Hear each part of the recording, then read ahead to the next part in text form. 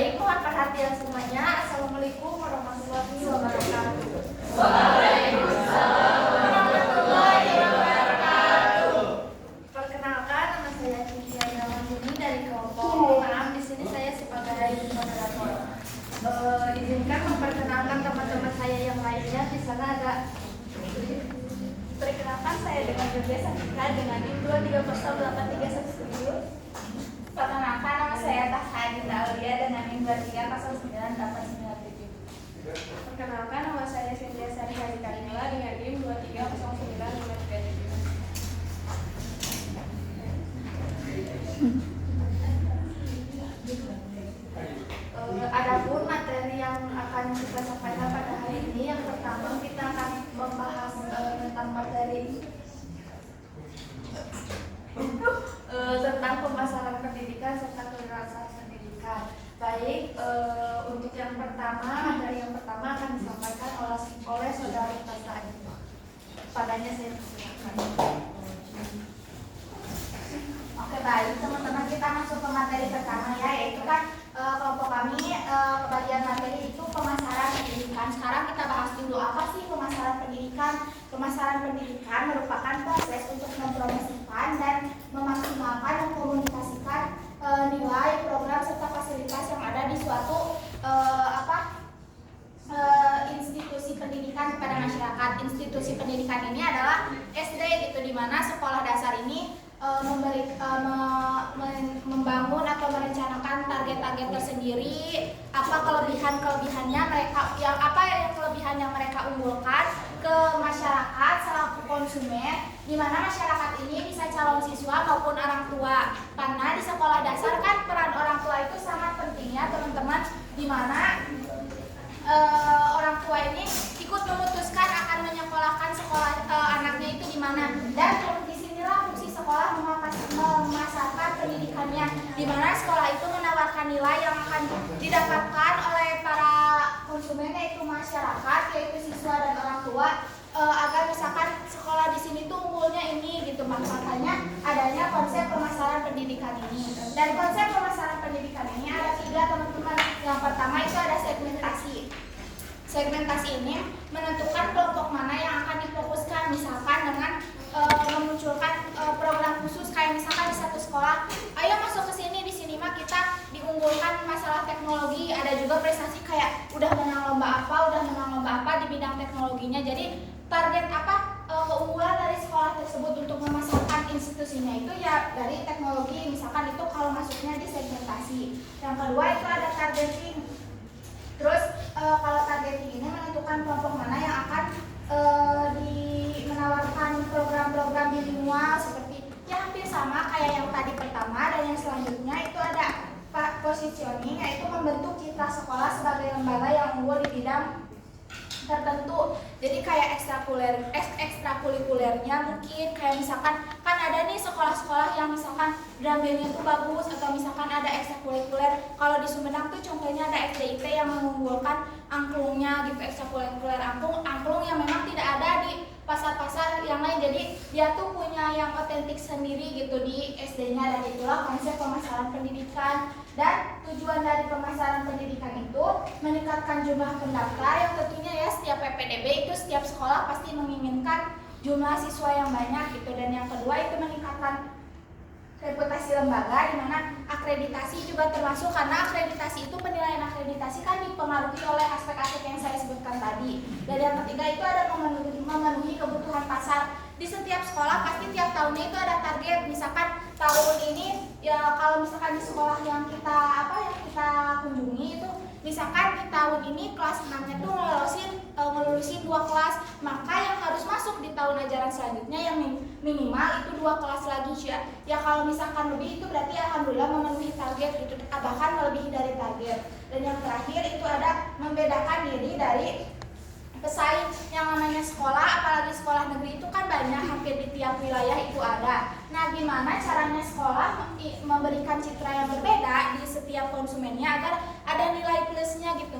Maupun kita nanti misalkan sebagai orang tua pasti inginnya tuh meskipun sudah adanya sistem zonasi yang sudah mengurangi citra sekolah yang unggul, itu sekolah unggulan, sekolah favorit, itu adanya zonasi itu kan sudah mulai berkurang. Namun tidak dipungkiri stigmanya itu masih tetap tumbuh teman-teman, masih ada yang rumahnya jauh tetap dijug-jug gitu kan ya buat nyekolahin anaknya karena ya ada yang dikejar itu, entah itu pencapaian, entah itu akreditasi, fasilitas maupun kenyamanan anak untuk bersekolah. Mungkin cukup dari pemasaran pendidikan.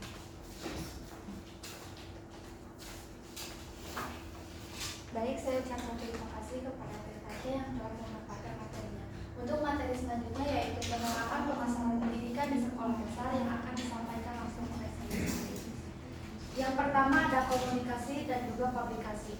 Kita dapat memanfaatkan media, salah satunya adalah brosur. Kita dapat memanfaatkan media tersebut untuk memasarkan pendidikan ataupun mempromosikan sekolah yang akan kita promosikan. Terus kita bisa memasarkan juga melalui situs website ataupun memanfaatkan media sosial lainnya. Kita juga dapat menggunakan acara terbuka atau open house. Salah satu contohnya yaitu ketika penaikan kelas, yang dimana di sana akan banyak sekali orang tua siswa ataupun murid yang memiliki anak, maksudnya anak dari sini yaitu misalkan punya adik yang dimana kakak-kakaknya itu bersekolah di sekolah tersebut. Nah itu bisa menjadi salah satu ajang untuk mempromosikan sekolah tersebut kepada orang tua. Untuk selanjutnya ada testimoni dan juga pengalaman. Nah kita dapat menggunakan pemanfaatkan testimoni yang baik dari orang tua yang mungkin merasa puas dengan perkembangan anaknya selama bersekolah di sekolah tersebut. Mungkin orang tua tersebut dapat bercerita kepada para tetangganya, kepada kerabat, ataupun bahkan sahabatnya untuk merekomendasikan anaknya bersekolah di sekolah tersebut. Terus yang ketiga ada kegiatan sosial dan juga keterlibatan komunitas. Nah, di sini juga salah satu upayanya yaitu membangun hubungan yang baik antar sekolah dan juga masyarakat. Seperti contohnya di SD Karangpaulang ataupun sekolah yang saya observasi kemarin, salah satu dari kegiatan P5 di sekolah tersebut adalah menanam sayuran, yang dimana sayuran tersebut ketika panen akan dijual kembali kepada masyarakat. Nah, untungnya masyarakat di sana selalu antusias serta mendukung pada kegiatan tersebut. Ini juga menjadi salah satu upaya yang sangat baik untuk mempererat hubungan di antara sekolah dan juga masyarakat. Terus yang terakhir ada kualitas layanan. Tentu saja kita sebagai guru harus bisa memberikan layanan pendidikan yang baik serta pengajaran yang berkualitas. Terus juga fasilitas yang memadai tentu saja akan menjadi suatu pertimbangan bagi para orang tua untuk memasukkan anak-anaknya ke sekolah tersebut.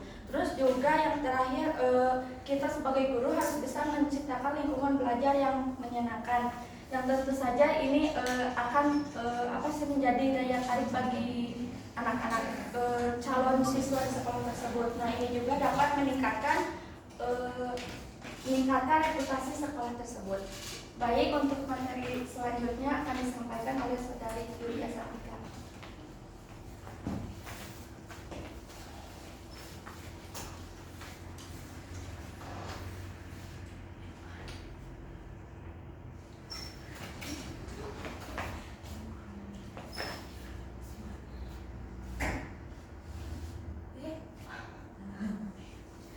Baik, di sini saya akan menjelaskan konsep dasar kewirausahaan dalam pendidikan. Nah, kewirausahaan dalam pendidikan di sini merujuk pada pengembangan sikap, keterampilan dan juga pengetahuan yang diperlukan untuk menciptakan peluang dan inovasi. Nah, di sini tuh mencakup empat hal. Yang pertama, kreativitas dan inovasi.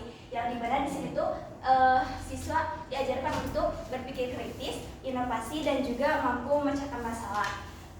Yang kedua yaitu pengambilan resiko. Maksudnya di sini tuh yaitu siswa diajak berani untuk mencoba hal baru dan mampu menerima kegagalan, karena kegagalan di sini adalah bagian dari proses belajar. Yang ketiga yaitu mandiri dan proaktif, yang dimana di sini tuh siswa mampu mandiri mengerjakan tugas dan juga mampu mencari cara baru untuk mencapai tujuan yang telah ditetapkan pada saat kewirausahaan gitu. Terus yang terakhir yaitu kolaborasi dan kepemimpinan. Di sini itu siswa mampu untuk bekerja sama dengan siswa lainnya dan juga mampu menjadi pemimpin dalam proyek-proyek kecil. Maksudnya itu menjadi pemimpin dalam diskusi kelompok. Nah, selanjutnya akan dijelaskan oleh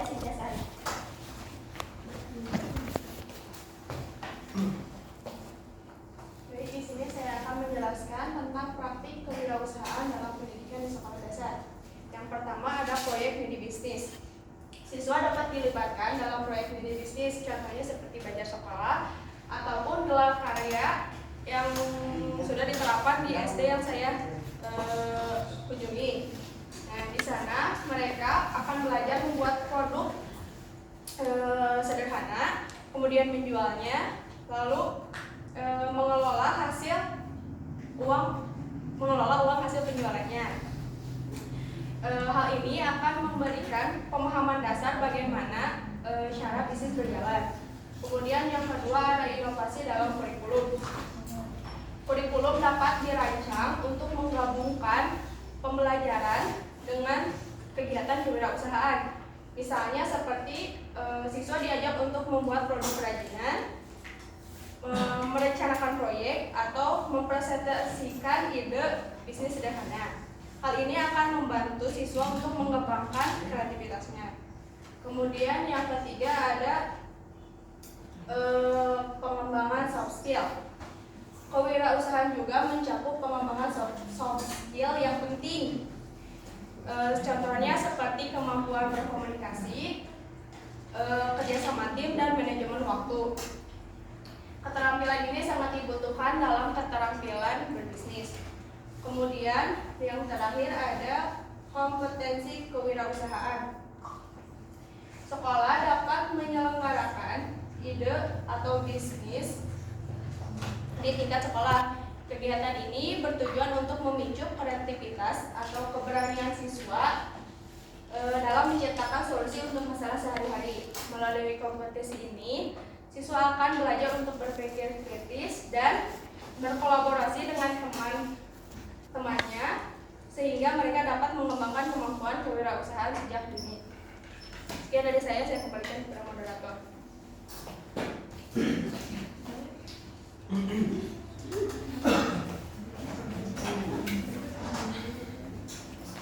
Baik, untuk yang terakhir ada implementasi pemasaran pendidikan dan kewirausahaan di SD Negeri Karangpaulang.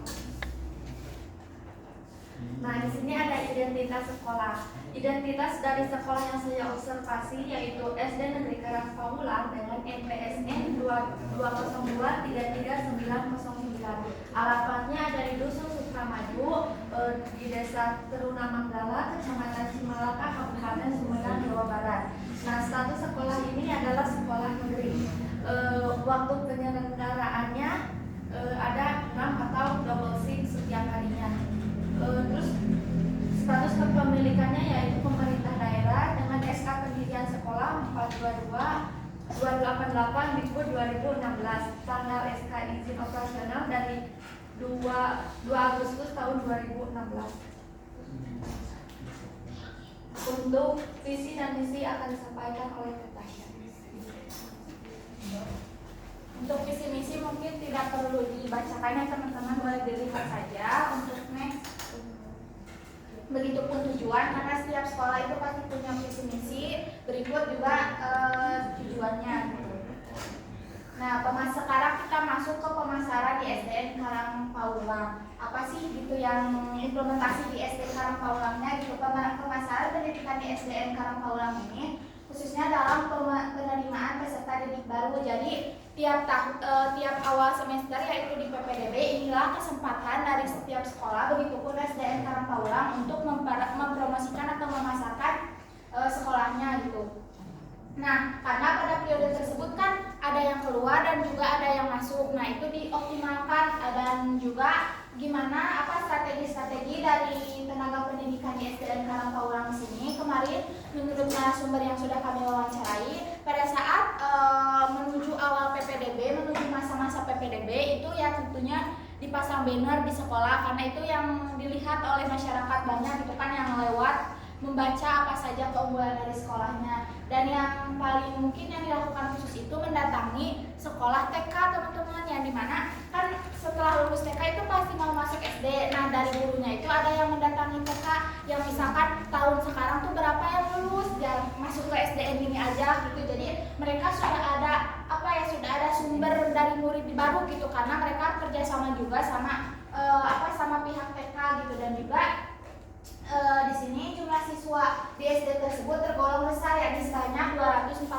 siswa. Dan PPDB setiap tahunnya itu ditargetkan berdasarkan jumlah siswa yang lulus seperti yang tadi saya katakan, di mana misalkan ada 2 kelas yang lulus maka harus ada 2 kelas yang terisi. Dan jumlah 240 siswa ini dikatakan cukup banyak ya untuk sekolah dasar gitu, karena ya bisa memenuhi target, dan juga mungkin di kelasnya juga ada yang sampai jadi kelas 6 itu 2 kelas, jadi setiap kelasnya itu 2 kelas. Bahkan sekarang lagi pembangunan untuk gedung baru karena ada beberapa anak yang dirombel menjadi bagian siang dan juga bagian pagi karena jumlah kelas yang yang belum memenuhi untuk jumlah siswa yang disebutkan tersebut. Untuk selanjutnya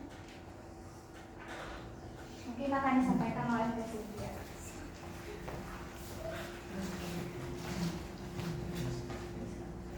Untuk kewirausahaan di SD Karangkobar ini disesuaikan dengan materi pembelajaran di setiap kelasnya. SD Karangkobar ini sedang berfokus pada penerapan proyek penguatan profil pelajar Pancasila atau yang disebut P5.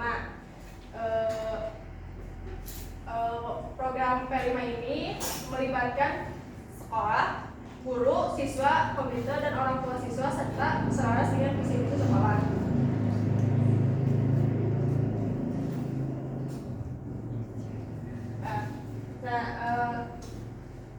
Untuk kewirausahaan pendidikan di SD Karangkobar ini tentunya terkait dengan rencana kegiatan anggaran sekolah atau ANKAS.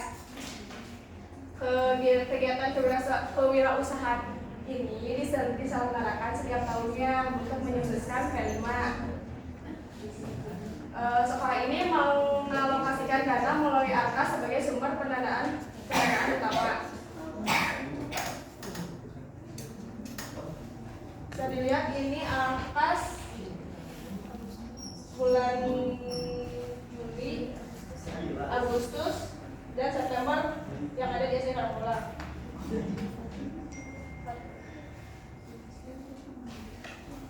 Bisa dilihat ini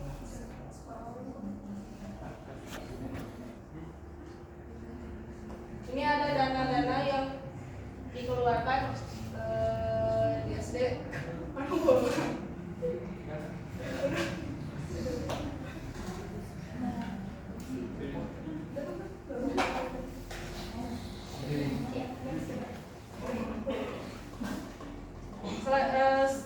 Selanjutnya saya serahkan kepada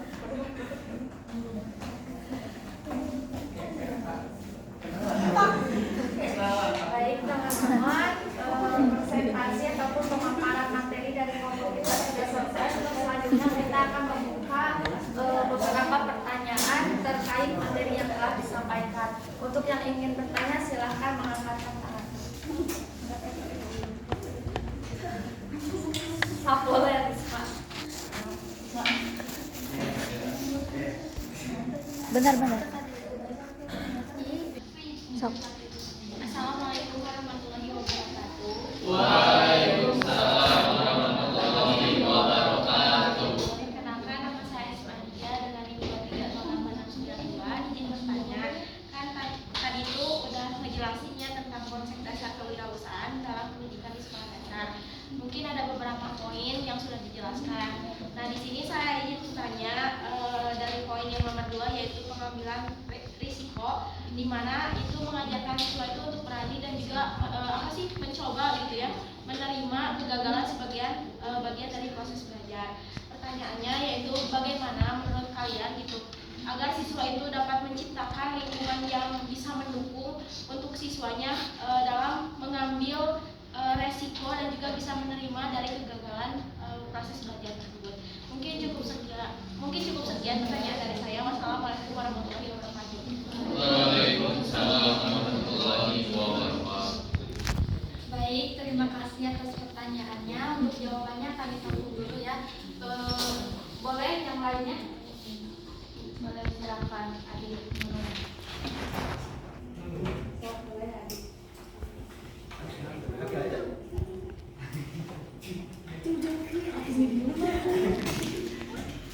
Baik, assalamualaikum warahmatullahi wabarakatuh. Waalaikumsalam wabarakatuh.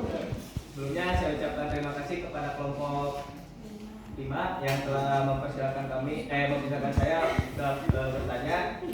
Sebelumnya izin memperkenalkan diri, nama saya Adrian Anugrah dengan NIM 2309390. Di sini kita telah menerima beberapa materi tentang pemasaran pendidikan. Ternyata pemasaran pendidikan itu bukan tentang hanya pemasaran tentang barang-barang, tetapi juga strategi sekolah untuk memasarkan pendidikannya untuk menarik daya tarik siswa baru gitu. Di sini saya mempunyai soal cerita. Jadi untuk soalnya ini untuk ceritanya ya. Di salah satu desa ada 2 SD yang mempunyai akreditasi yang berbeda. SD 1 mempunyai akreditasi A dan SD 2 mempunyai akreditasi C. Jika kalian telah menjadi seorang guru dan ditempatkan di SD 2 yang mempunyai akreditasi C yang tadi, bagaimana cara kalian memasarkan pendidikannya untuk menarik daya tarik siswa untuk bersekolah di SD kalian dan dapat bersaing dengan SD 1 yang mempunyai akreditasi tentunya lebih bagus. Terutama ini bukan mengandalkan dari program-program unggulan gitu untuk menarik daya tariknya. Bisa dipahami? Baik, terima kasih. Mungkin cukup sekian dari saya. Oke, baik Adit, terima kasih atas pertanyaannya. Boleh yang lainnya? Silakan Bu Ad. Baik. Assalamualaikum warahmatullahi wabarakatuh. Waalaikumsalam warahmatullahi wabarakatuh. Sebelumnya izinkan perkenalkan, nama saya Fuad Hasan. Di sini terima kasih kepada kelompok 5 telah mempersilahkan saya untuk bertanya. Langsung saja ya. Pertanyaannya. Nah, apa sih tantangan utama yang seringkali ditemukan pada saat pemasaran pendidikan itu berlangsung? Nah, dan juga di poin A yang positioning itu kan posisi ya, membentuk citra sekolah sebagai lembaga unggulan di bidang tertentu. Nah, jika sekolah tersebut itu unggulannya di bidang ekstrakurikuler, nah bagaimana sih? Pasti anggarannya itu cukup tinggi. Nah, bagaimana agar kebutuhan sekolah baik di dalam sekolah ataupun di luar sekolah yaitu ekstrakurikulernya terpenuhi? Terima kasih. Terima kasih Bang Seman. Baik, terima kasih Kang Fuad atas pertanyaannya. Boleh 1 ataupun 2 pertanyaan lagi.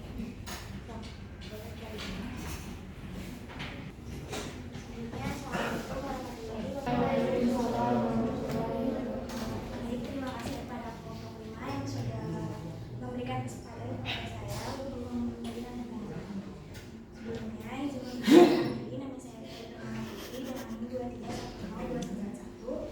Nah, yang ingin ditanyakan yaitu tentang bagian praktik kewirausahaan yang tadi disebutkan ada praktik mini bisnis. Seperti yang kita ketahui bahwa tadi sudah dijelaskan juga bahwa contoh implementasinya yaitu di sekolah yang kalian observasi ada P5 dengan tema kewirausahaan dengan 6 jam mata pelajaran. Nah, pertanyaannya apakah efektif praktik tersebut diterapkan di SD, di sekolah dasar khususnya pada masa di mana mereka belajar membuat produk sederhana? Karena seperti yang saya ketahui ada beberapa orang tua dari beberapa peserta didik yang selalu ikut serta membantu dan mengatur untuk hal tersebut. Sebenarnya untuk membantu tersebut boleh diperbolehkan, namun ada orang tua yang terkesan udah biar mampu aja yang ngerjain, kalian udah tinggal terima jadi. Nah, apakah dari permasalahan tersebut efektifkah proyek mini bisnis tersebut untuk siswa sekolah dasar? Sekian, terima kasih. Terima kasih kembali. Masih ingin bertanya? Kita membuka 1 pertanyaan lagi.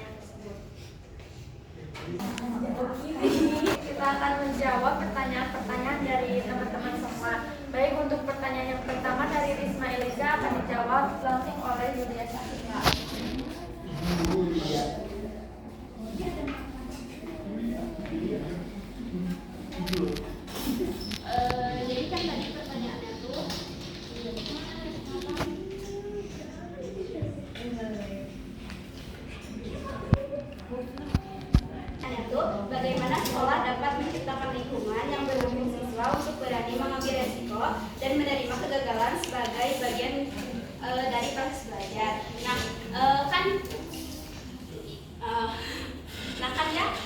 Di kewirausahanya itu kan salah satunya itu di kelas 3 SD. Di kelas 3 SD itu ada ternak lele ya, yang dimana itu waktu awalnya tuh gagal gitu ya, akhirnya tuh pada mati dikarenakan menanamnya tuh di botol aqua, tahu kan? Nah itu kan pasti siswanya itu kan merasa gagal ya, gimana ini teh pada mati gitu ya lelenya. Nah, selanjutnya strategi dari sekolah itu menciptakan kolam itu khusus buat ikan lele yang dimana itu teh langsung dikelola oleh siswanya dan dihias gitu ya, intinya mah untuk meningkatkan motivasi dari siswa tersebut agar dapat menerima kegagalan gitu. Nah, jadi mungkin di sini peran guru berperannya gimana untuk membentuk jadi di sini kan anak SD mah maaf ini bahasa Sunda babari di bebenjokna gitu kan. Setiap ada hal baru pasti mereka akan langsung tertarik, mereka secara otomatis melupakan apa yang telah mereka gagal gitu. Nah, inilah karena mereka kemarin gagal, sekolah tuh bangun sarana prasarana baru yaitu berupa ini untuk mendukung, jadi membangkitkan motivasi anak untuk kembali mencoba hal baru, karena di usia anak SD apalagi kelas 3 itu kan sedang ingin mencoba banyak hal ya, apa yang mereka lihat pasti ingin mereka sentuh, ingin mereka bikin, ingin mereka pokoknya ingin ikut serta gitu dalam sesuatu hal yang baru itu. Oleh karena itu sebetulnya untuk pengambilan resiko di anak usia SD itu lebih gampang lagi dimotivasinya, beda dengan kita mungkin sudah ada keterpurukan tersendiri sehingga ada trauma yang nggak mau mengulang lagi kembali juga. Ini untuk anak SD mah itu kecil kemungkinannya, karena mereka mah tiap menemukan sesuatu hal yang baru pasti mereka ingin mencoba hal tersebut. Itu mungkin.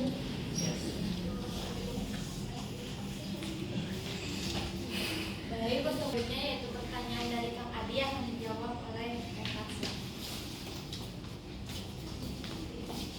Baik, izin menjawab dan izin mengulang redaksi pertanyaan dari Adi. Pertama itu kan tadi ada 2 sekolah nih. Sekolah pertama itu akreditasi A, sekolah pertama itu akreditasi C. Di sini gimana caranya kalau misalkan kita ditempatkan di salah satu sekolah yang berakreditasi C tersebut untuk meningkatkan kualitas akreditasinya yang sehingga bisa bersaing dengan sekolah yang akreditasi A itu tanpa mengunggulkan yang unggul gitu kan ya. Sebelumnya izin untuk meluruskan satu hal dulu. Sebelumnya pertanyaannya saya balik. Jika memang ada suatu program unggulan, apakah kita tidak akan mempromosikannya? Ya, tentunya mempromosikan ke kayak tadi TK kan? Iya. Ya tentu saja pas promosikan itu mempromosikan program unggulan. Iya.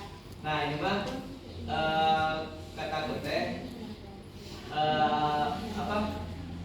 kan tadi untuk menarik daya tarik siswa untuk bersekolah di SD yang kalian tempati gitu. Nah strateginya bagaimana untuk menarik siswa tersebut tanpa mengunggulkan dari program-program unggulan? Iya, baik, terima kasih. Jadi mungkin gimana caranya kita teh menawarkan sekolah tapi unggulin ya? Ya, program unggul. Oke, baik, izin meluruskan ya. Di sini saya akan menyebutkan dulu. Mungkin kenapa SD yang A itu lebih diminati karena akreditasinya A, dan yang sekolah 2 itu kenapa nggak terlalu diminati karena akreditasi sendirinya itu C. Jadi tugas pertama apabila kita menjadi bagian dari inisiatif pendidikan itu adalah memperbaiki tingkat akreditasi. Di sini saya akan sebutkan apa sih yang dinilai dalam akreditasi di sekolah. Yang pertama itu ada standar isi, standar proses, standar kompetensi lulusan, standar pendidik dan tenaga kependidikan, sarana dan prasarana, pengelolaan, pembiayaan pendidikan, dan penilaian pendidikan. Itu yang dimasukkan ke nilai. Mungkin di sekolah B, kedelapan aspek tersebut belum memenuhi standar. Oleh karena itu, karena upayanya tadi pertanyaannya tidak mengunggulkan apa yang sudah unggul, berarti dengan memperbaiki apa yang sudah terjadi gitu kan, yang akreditasi C meningkatkan kedelapan ini. Dan yang salah satu yang bisa dilakukan itu adalah standar pendidikan, tenaga kependidikan, dan juga standar kompetensi lulusan, di mana biasanya sekolah dengan akreditasi C itu kan siswanya lebih sedikit ya. Sekarang kita sebagai seorang guru aja kita mengoptimalkan siswanya yang udah ada. Gimana caranya standar kelulusan dari sekolah itu bisa meningkat, agar gimana kita juga pasti lihat sekolah ini mah lulusan ini jadi ini, lulusan ini lolos misalkan di SMP Negeri Favorit, di SMP Negeri apa, di SMP Negeri apa. Justru itu yang meningkatkan minat dan dan ketertarikan orang tua tanpa kita suruh pun, dengan mereka melihat langsung secara nyata buktinya, karena kan bukti nyata mah lebih efektif daripada kata-kata ya.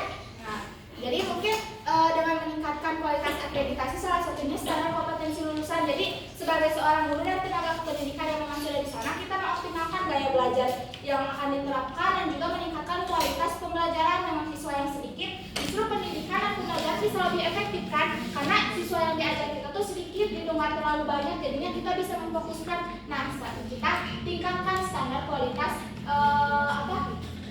kelulusannya, gimana nanti tanpa harus kita promosikan juga, orang-orang tuh bisa melihat, wah ternyata misalkan dalam kegiatan lomba kan SD itu ada LS2N, ada OSN ya. Nah, kita karena siswanya sedikit, kita bisa tingkatkan dan bisa lebih konsentrasi untuk melatih anak tersebut. Ya kalau misalkan alhamdulillah anak itu bisa menang gitu ya kan, lebih banyak lagi keunggulan yang tercipta tanpa kita katakan pun orang-orang itu akan melihat. Karena untuk sekolah SD ini teman-teman tadi sudah dikatakan bahwa dari mulut ke mulut itu lebih efektif, karena orang tua itu, oleh karena itu tadi boleh slide ke konsep pemasaran pendidikan.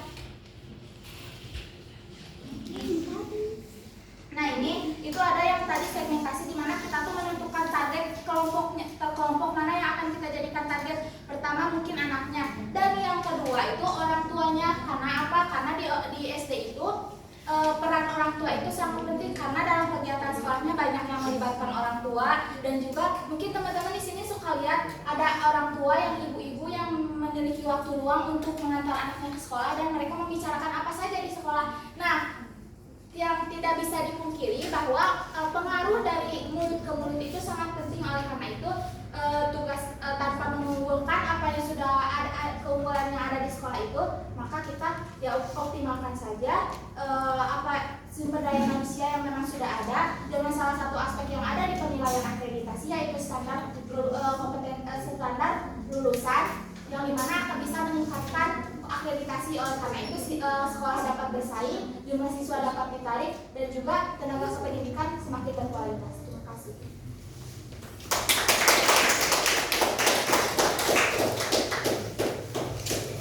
Baik, untuk selanjutnya di sini saya akan menjawab pertanyaan dari kampungan, yaitu tentang tantangan utama yang sering muncul pada saat pemasaran pendidikan serta anggaran biaya yang mungkin terbatas di salah satu sekolah, dan bagaimana cara memaksimalkan ekstrakurikuler di sekolah tersebut. Nah, ini menjawab pertanyaan yang pertama, adapun tantangan pendidikan yang sering terjadi di sekolah-sekolah, yang pertama itu adalah kompetisi yang sangat ketat. Tentu saja ya, setiap sekolah itu pasti memaksimalkan memaksimalkan daya tarik kepada calon siswa ataupun orang tua. Salah satunya dengan cara mengunggulkan beberapa program ataupun beberapa kegiatan yang cukup baik di sekolah tersebut. Terus yang kedua, menjaga reputasi. Nah, tentu saja ini menjadi salah satu tantangan yang cukup sulit, karena bisa saja hanya sedikit kesalahan dari sekolah ataupun bahkan hanya sedikit kesalahan dari salah satu siswa di sekolah tersebut akan menjadi asumsi pabrik yang kurang baik, dan bisa saja akan menjadi pertimbangan orang tua ataupun murid, yang mungkin siswa tersebut akan berpikir beberapa kali, kalau saya masuk sekolah tersebut, takutnya saya ke bawah ini. Nah, itu tentu saja menjadi tantangan yang sangat berat dalam memasarkan pendidikan di sekolah tersebut. Terus yang ketiga, target audiens yang beragam. Maksudnya di sini ya, orang tua dan siswa itu memiliki referensi atau kebutuhan yang berbeda-beda. Misalkan anak tersebut memiliki referensi sekolah yang seperti ini. Tapi lain hal dengan orang tuanya yang memiliki target ataupun tujuan, udahlah kamu sekolah di sini aja, sekolah ini tuh begini. Nah, ini tentu saja harus menjadi tantangan yang cukup sulit bagi sekolah, karena di sini sekolah harus menyeimbangkan memenuhi kebutuhan referensi di antara orang tua dan juga siswanya.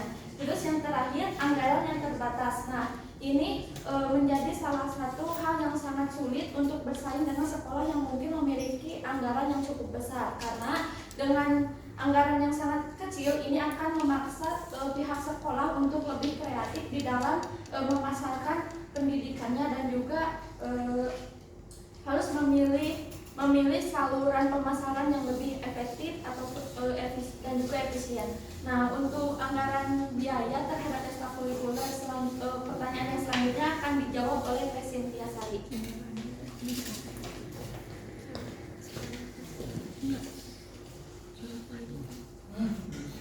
Baik, di sini saya akan menjawab pertanyaan dari Kampung Ad yang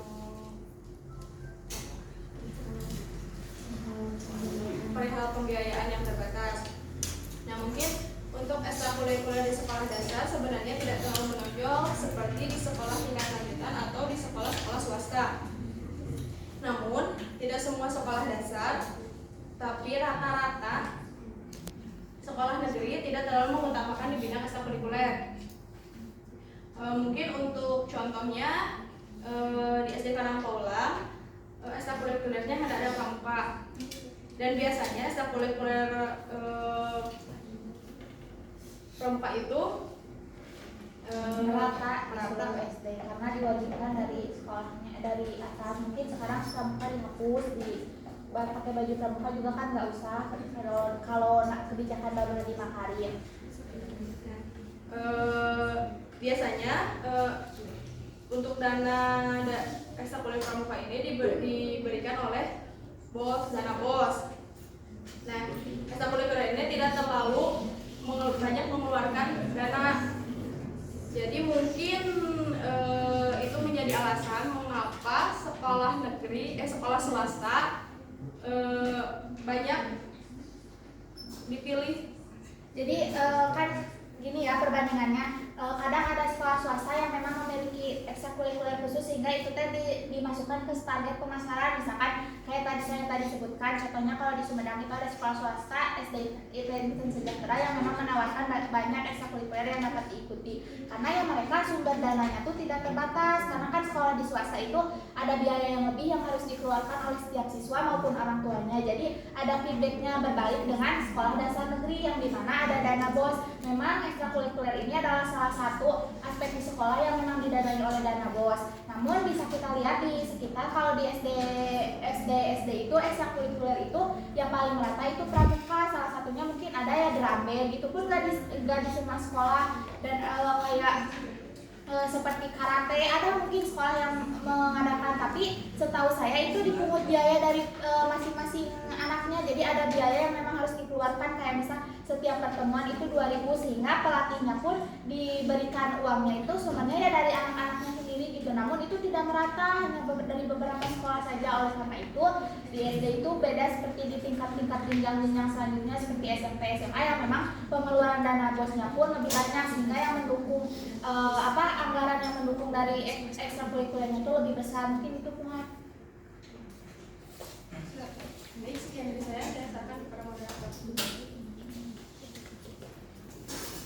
Baik, 3 pertanyaan sudah dijawab. Untuk pertanyaan yang terakhir dari seorang Kelly akan dijawab langsung oleh Teh Sasa.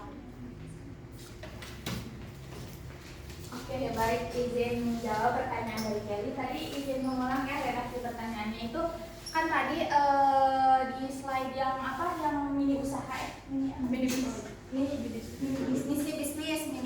itu berarti, nah ini kan tren mini bisnis gimana ini tuh efektif gak sih buat anak SD, karena di SD tuh peran orang tua yang kesannya lebih ikut campur dan lebih mendominasi gitu daripada dibandingkan dengan peserta didiknya. Di sini saya akan menjawab proyek mini bisnis ini, dan semuanya itu kan ada dan mulai menonjol itu dari adanya kurikulum merdeka ya. Mungkin pada saat era kita di mana sebelum kurikulum merdeka mungkin yang memang seperti kayak prakarya ya dibikinnya sama orang tua, begitupun mini bisnis dan mini proyek lainnya. Sedangkan di kurikulum merdeka ini mungkin ada beberapa dari teman-teman yang belum tahu kalau misalkan rapot untuk anak SD sekarang di kurikulum merdeka itu ada 2, kurikulum rapot pendidikan dan juga rapot P5 yang dimana diisinya itu ada bagaimana sih kontribusi anak dalam hal ini gitu. Apakah diperbolehkan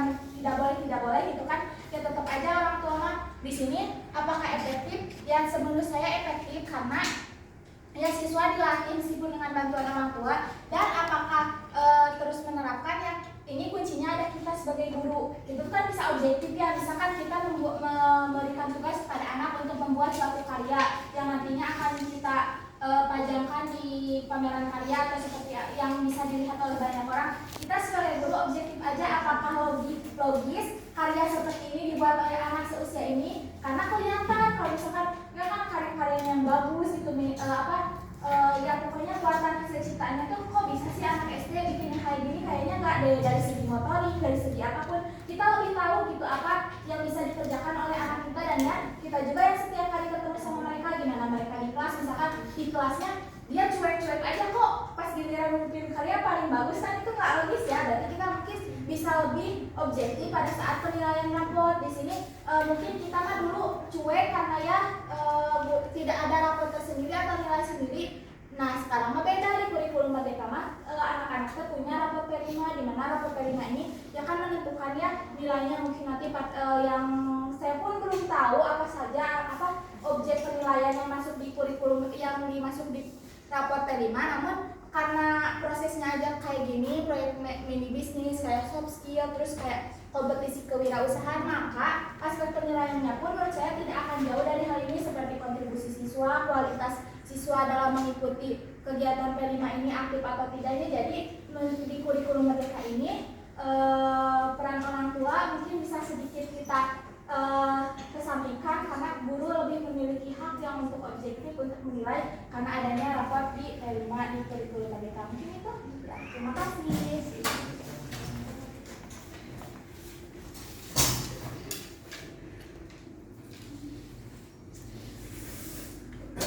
Baik, untuk setiap pertanyaan dari teman-teman semua sudah kita jawab. Untuk selanjutnya ada kesimpulan dari materi yang telah kita sampaikan. Nah, dengan penerapan kewirausahaan sejak di sekolah dasar, siswa itu dapat diajarkan untuk menjadi siswa yang lebih inovatif, kreatif, dan juga siap menghadapi tantangan yang akan datang di masa depan. Nah, selain itu, pemasaran pendidikan yang baik dapat juga membantu sekolah di dalam menarik siswa baru dan juga mempertahankan reputasi sekolah yang baik. Nah, cukup sekian presentasi dan juga penyampaian materi dari kelompok 5. Kurang ataupun lebihnya mohon dimaafkan. Sekian, terima kasih. Wassalamualaikum warahmatullahi wabarakatuh.